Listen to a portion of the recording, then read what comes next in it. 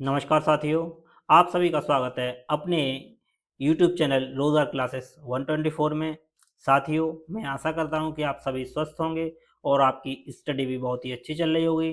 तो जैसा कि आप सभी को पता है कि आरआरबी एनटीपीसी सीबीटी 2 का एग्ज़ाम नज़दीक है और ग्रुप डी का भी एग्ज़ाम होने वाला है।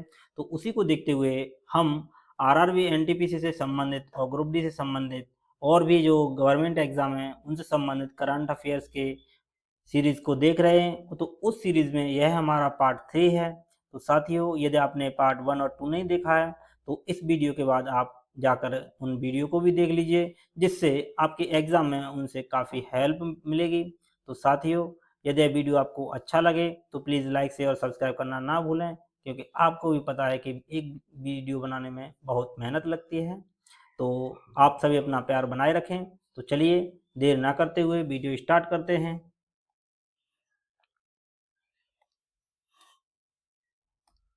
तो साथियों, पहला क्वेश्चन है, अगस्त 2025 में पहला खेलो इंडिया जल खेल महोत्सव कहाँ आयोजित किया जाएगा यानी किया गया। ठीक है, अगस्त में किया गया है। तो पहला खेलो इंडिया जल खेल महोत्सव ये पहली बार खेला गया है। तो यह कहाँ खेला गया है? यह खेला गया है डल झील में। डल झील कहाँ पे है? श्रीनगर जम्मू कश्मीर में है। तो इसका सही आंसर हो जाएगा ऑप्शन सी, डल झील श्रीनगर। साथियों, तो ये जो आंसर है इसका सी हो जाएगा चिल्का झील। चिल्का झील जो है भारत की खारे पानी की झील है। यह भी क्वेश्चन पूछा जाता है। और यह कहाँ पे है? खारे पानी की झील है कहाँ है? यह है उड़ीसा में। और नैनी झील कहाँ है? नैनी झील है उत्तराखंड में।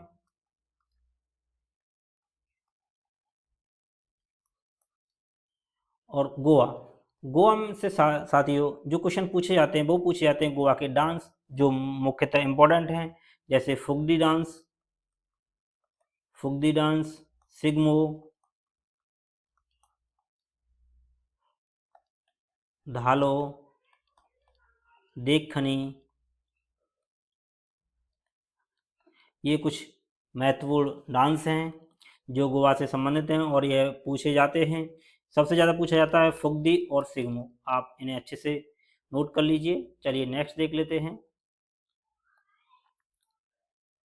नेक्स्ट है कि मार्च 2025 में नौसेना अभ्यास वरुण का 23वां संस्करण किन देशों के बीच आयोजित किया गया। तो साथियों, वरुण जो युद्धाभ्यास है यह किस किस के बीच होता है? यह होता है भारत और फ्रांस के बीच, और यह अरब सागर में आयोजित किया गया।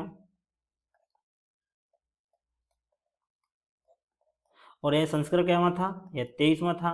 तो इसका सही आंसर हो जाएगा ऑप्शन बी, भारत और फ्रांस के बीच। और भारत और ऑस्ट्रेलिया के बीच जो युद्धाभ्यास है वो उसको बोलते हैं ओसेनडेक्स। Aus miss Australia, in miss India, ex miss exercise. तो इससे हो जाएगा। और भारत और जापान के बीच जो युद्धाभ्यास होता है वो कौन कौन सा है? वो धर्मा गार्जियन और दूसरा है जिम्बेक्स। तो क्वेश्चन युद्धाभ्यास से भी आते हैं, तो इसमें कुछ युद्धाभ्यास बता दिए गए हैं आपको, आप इन्हें भी नोट कर लीजिए। चलिए नेक्स्ट देखते हैं।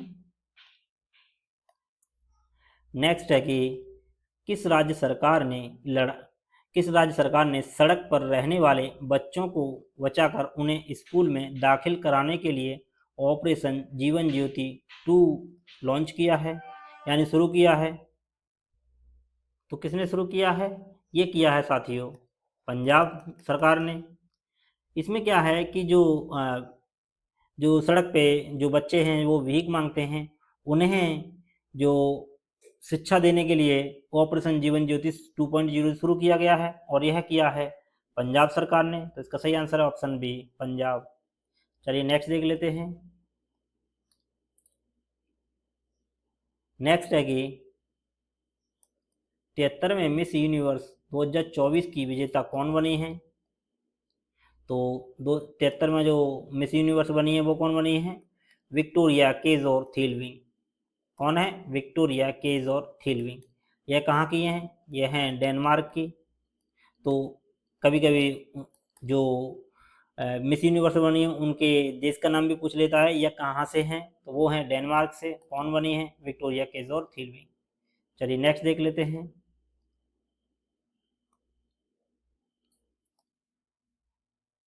क्वेश्चन है कि मई 2025 में भारत के 52 में मुख्य न्यायाधीश कौन बने हैं, यानी चीफ जस्टिस ऑफ इंडिया कौन बने हैं 52 में?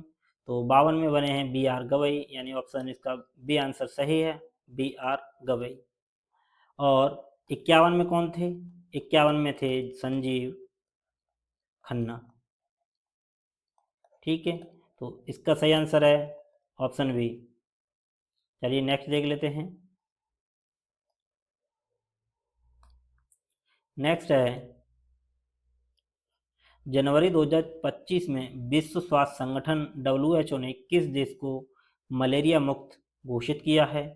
तो WHO ने किस देश को मलेरिया मुक्त घोषित किया है? तो वो किया है ऑप्शन ए जॉर्जिया, यानी जॉर्जिया को WHO ने मलेरिया मुक्त घोषित कर दिया है जनवरी 2025 में।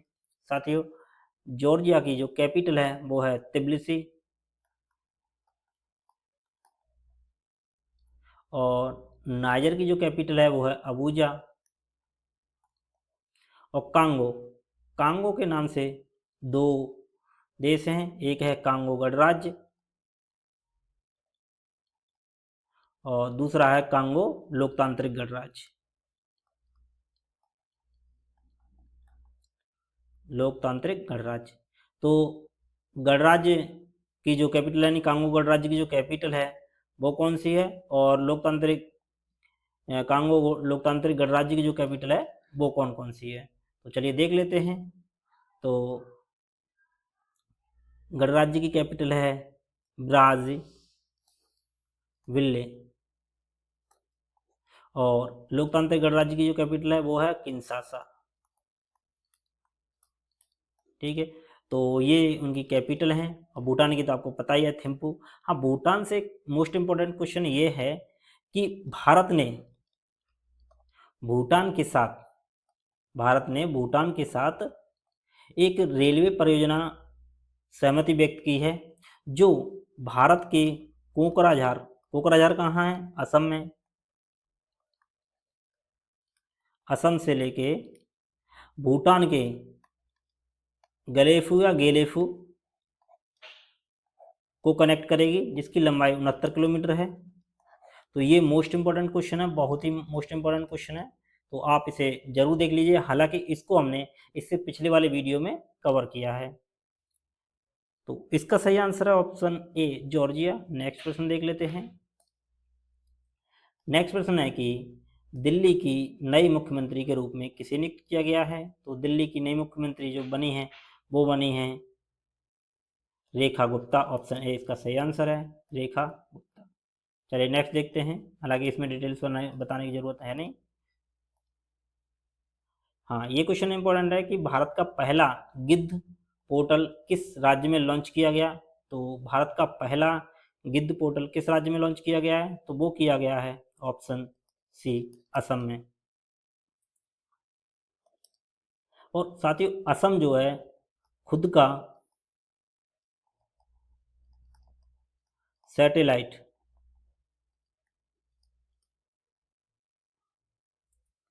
लॉन्च करने वाला पहला राज्य है, यानी असम खुद का सैटेलाइट लॉन्च करने वाला पहला राज्य है। और असम में जो पहला गिद्ध पोर्टल है वो लॉन्च किया है, तो इसका सही आंसर है ऑप्शन सी। और साथियों, एशिया का यानी सॉरी विश्व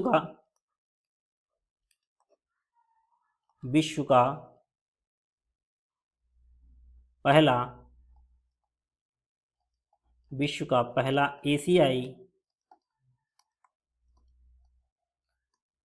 गिद्ध संरक्षण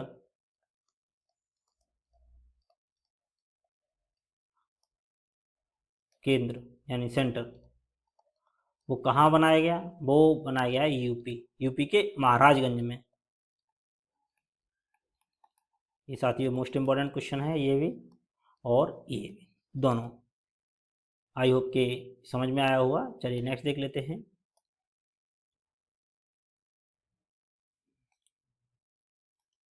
चलिए नेक्स्ट देख लेते हैं। नेक्स्ट प्रश्न है कि प्रतिष्ठित आगा खां पुरस्कार किस क्षेत्र में दिया जाता है?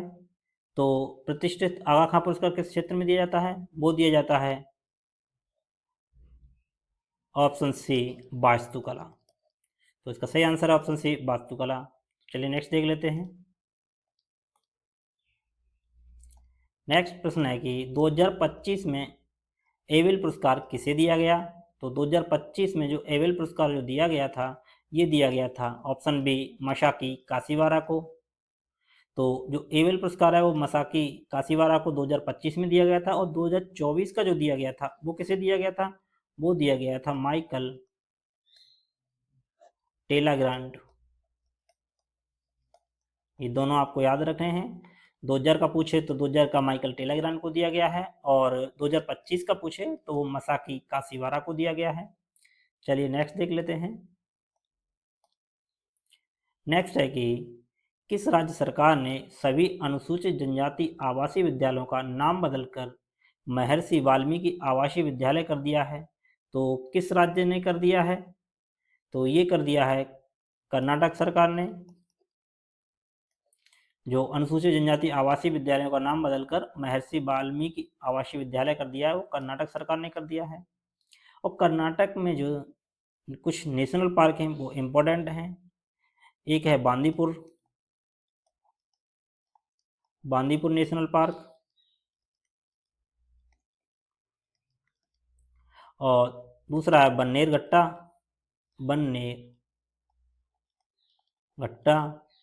तीसरा है अंसी।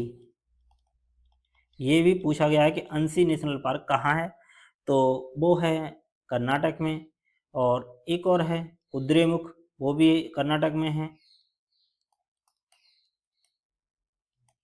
और एक है अपना नागरहोल। तो ये कुछ इम्पोर्टेंट नेशनल पार्क हैं जो कर्नाटक राज्य में स्थित हैं। और कर्नाटक का जो शास्त्रीय नृत्य है वो कौन है? वो है यक्षगान। ये कर्नाटक का शास्त्रीय नृत्य है। तो साथियों इसका जो सही आंसर है वो है कर्नाटक। चलिए नेक्स्ट प्रश्न देख लेते हैं। नेक्स्ट प्रश्न है कि 12 सितंबर 2025 को नेपाल की पहली महिला प्रधानमंत्री कौन बनी है? तो नेपाल की जो पहली महिला प्रधानमंत्री बनी है वो बनी है सुशीला कार्की। और ये 12 सितंबर को बनी है। ये क्यों बनी है? क्योंकि जो नेपाल में है ना, नेपाल में दंगे स्टार्ट हो गए थे। वो क्यों हुए थे कि जो नेपाल की जो सरकार है उसने जो सोशल मीडिया जैसे व्हाट्सएप, फेसबुक, एक्स ऐप और इंस्टाग्राम, इन पे प्रतिबंध लगा दिया था। तो उसी के विरोध में नेपाल में दंगे स्टार्ट हो गए थे, और उसकी वजह से जो नेपाल के पीएम थे यानी केपी शर्मा ओली, उन्होंने क्या किया, उन्होंने इस्तीफा दे दिया था 9 सितंबर को। उसी के बाद इनको 12 सितंबर को बनाया गया था, जो सुशीला कार्की बनी हुई है। जितना इनका बाकी समय है ये उसके लिए बनाई गई हैं। और ये जो रामचंद्र पौडेल हैं ये नेपाल के राष्ट्रपति हैं। एक एक चीज़ आप याद रख लीजिए, यहाँ से क्वेश्चन आने की प्रबल संभावना है क्योंकि ये चर्चा में रहे हैं। तो नेपाल की पहली महिला प्रधानमंत्री सुशीला कार्की, नेपाल के राष्ट्रपति रामचंद्र पौडेल हैं, और नेपाल के जो इससे पहले जो प्रधानमंत्री थे वो केपी शर्मा ओली थे, उन्हीं ने इस्तीफा दिया था, तब ये सुशीला कार्की बनी थी। चलिए नेक्स्ट देख लेते हैं। साथियों जो पॉइंट बताए जाते हैं उन्हें आप अच्छे से नोट कर लीजिए क्योंकि क्वेश्चन ऐसे ही पूछे जाते हैं। चलिए नेक्स्ट देख लेते हैं कि वित्त वर्ष 2024 और अप्रैल 2025 के कुल जीएसटी संग्रह के मामले में कौन सा राज्य प्रथम स्थान है? तो जीएसटी संग्रह के मामले में कौन सा राज्य शीर्ष स्थान पे है? तो वो है, ऑप्शन दिए गए हैं गुजरात, ऑप्शन बी है कर्नाटक, ऑप्शन सी है तेलंगाना, ऑप्शन सी है सॉरी महाराष्ट्र और ऑप्शन डी है तेलंगाना। तो जो शीर्ष मामले में है वो कौन है, वो है महाराष्ट्र। ऑप्शन सी इसका सही आंसर है। चलिए नेक्स्ट देख लेते हैं।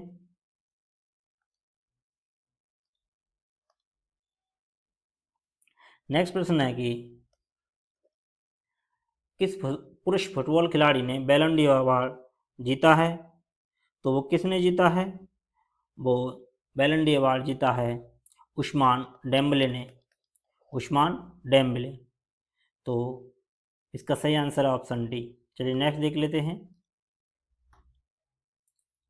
नेक्स्ट प्रश्न है कि हाल ही में कौन ऑस्ट्रेलियाई बिग बैश लीग बीबीएल में खेलने वाले प्रथम खिलाड़ी बने हैं, यानी प्रथम भारतीय खिलाड़ी बने हैं।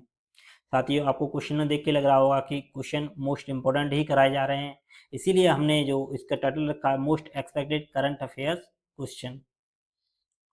ये CBT 2 और ग्रुप डी और जो आने वाले एग्जाम हैं उनके लिए बहुत ही महत्वपूर्ण है। तो इसका सही आंसर क्या होगा आप कमेंट में बताइए। तो इसका सही आंसर है ऑप्शन डी राम और रविचंद्र अश्विन। चलिए नेक्स्ट देख लेते हैं। नेक्स्ट प्रश्न कह रहा है कि निम्न में से किस देश को अंतर्राष्ट्रीय क्रिकेट परिषद ICC ने अगले तीन विश्व टेस्ट चैंपियनशिप फाइनल की मेजबानी का अधिकार दिया है। तो अगले तीन जो विश्व टेस्ट का चैंपियनशिप की जो फाइनल की मेजबानी है वो कौन सा देश करेगा, तो वो करेगा इंग्लैंड, यानी ऑप्शन बी इंग्लैंड इसका सही आंसर है। चलिए नेक्स्ट देख लेते हैं। नेक्स्ट है कि हाल ही में भारत को किस देश ने अपना सबसे बड़ा पाम ऑयल बीज आयातक घोषित किया है। तो किस देश ने किया है, ऑप्शन सी है भूटान, अफगानिस्तान, जापान और मलेशिया।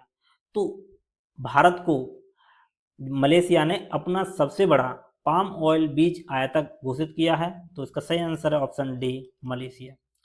साथियों भारत और मलेशिया के बीच, यानी भारत और मलेशिया के बीच एक युद्धाभ्यास होता है, वो कौन होता है, हरिमऊ शक्ति।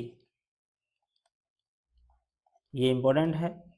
तो भारत और मलेशिया के बीच जो युद्धाभ्यास वो पूछा जाए तो वो होता है हरिमऊ शक्ति। अब जापान के साथ देख ही चुके हैं धर्मा गार्जियन और जिम्बेक्स। चलिए नेक्स्ट देख लेते हैं। जहाँ क्वेश्चन की डिटेल्स बताने की जरूरत है वहाँ क्वेश्चन की डिटेल्स बता देते हैं। चलिए नेक्स्ट है। नेक्स्ट क्वेश्चन है कि 26 जुलाई 2025 को मालदीव का कौन सा स्वतंत्रता दिवस मनाया गया। तो मालदीव का जो स्वतंत्रता दिवस मनाया गया है वो कैवा मनाया गया है, तो वो मनाया गया है ऑप्शन सी 60वां मनाया गया है। क्योंकि 26 जुलाई 1965 में 26 जुलाई 1965 में जो इंग्लैंड की जो वो सरकार थी, यानी जो अधिकार था उस पर मालदीव में साइन कर दिए थे, उसके बाद उसको आज़ाद कर दिया था। तो 1965 में मालदीव आज़ाद हो गया था। तो उसी के उपलक्ष्य में उसने मालदीव ने स्वतंत्रता दिवस घोषित किया था। तो 26 जुलाई 2025 को 60वां स्वतंत्रता दिवस मनाया गया था। तो इसका सही आंसर ऑप्शन सी 60वां। चलिए नेक्स्ट देख लेते हैं। साथियों यह वीडियो यहीं समाप्त होता है। यदि यह वीडियो आपको अच्छा लगा हो तो प्लीज़ लाइक शेयर और सब्सक्राइब करना ना भूलें। और आपके इसमें से कितने क्वेश्चन हल हुए, यानी कितने क्वेश्चन आप कर पाए, उसको आप कमेंट्स में भी बताएं, ताकि हमें भी पता लगे कि आपकी तैयारी कैसी है। और उसी को देखते हुए हम नेक्स्ट वीडियो भी लाते रहेंगे। तो साथियों यदि आप अपना प्यार बनाए रखेंगे तो यह हम सीरीज़ कंटिन्यू करते रहेंगे। तो चलिए यह वीडियो यहीं समाप्त करते हैं। Thanks for watching.